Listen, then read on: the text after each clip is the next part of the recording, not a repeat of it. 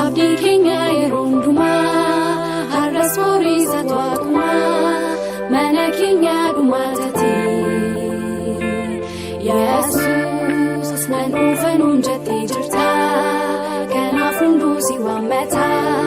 Gooftaa Yesuus Maranatha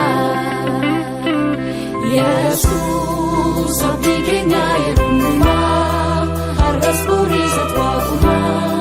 mana keenya dhumaatati Yesuus nan dhuunfanuun jettee jirta kanaaf hunduu si waammata Gooftaa Yesuus Maranatha Maranatha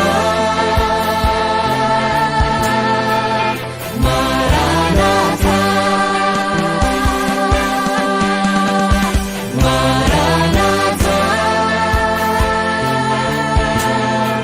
Dafii kootu Gooftaa Maranatha Maranatha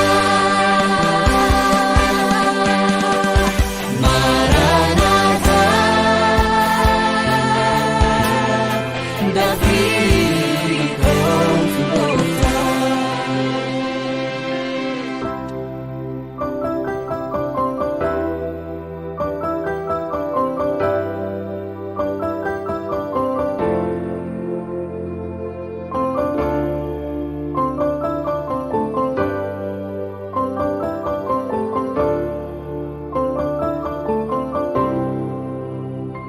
Ufati ke Gooftaa baay'ee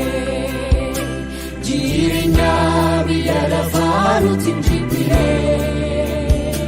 dursa mootummaa kee barbaanna dafii nuuf kottu si eegganna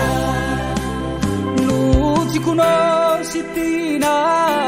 ulfina kee hawwinee jireenya biyya lafaarraa gammachuu guutuu dhabnee si arguu barbaanna yommuuf dhufta laata si eegaa jira Yesuus Maranatha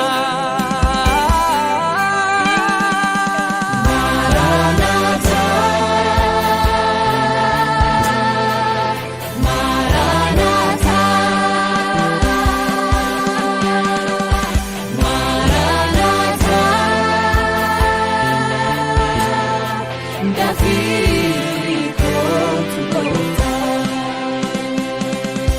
Maranatha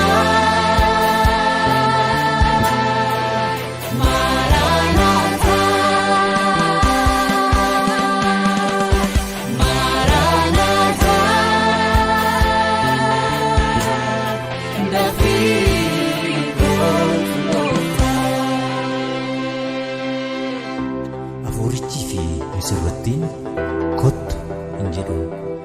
namni kana dhaga'us kottu haa jedhu namni dheebotee haa dhufu namni bishaan barbaadus utuu gatii hin baasin bishaan jireenya kennu haa fudhatu Ameen. Mul'ata Yohannis 22:17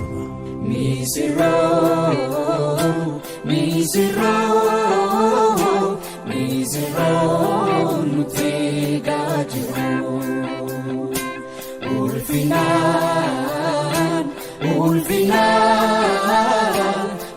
ulfinaan dafii nuuf kottu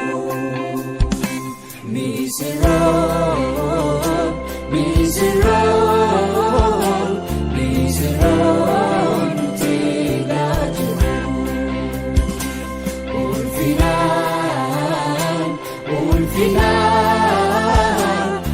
ulfinaan dafii nuuf kottu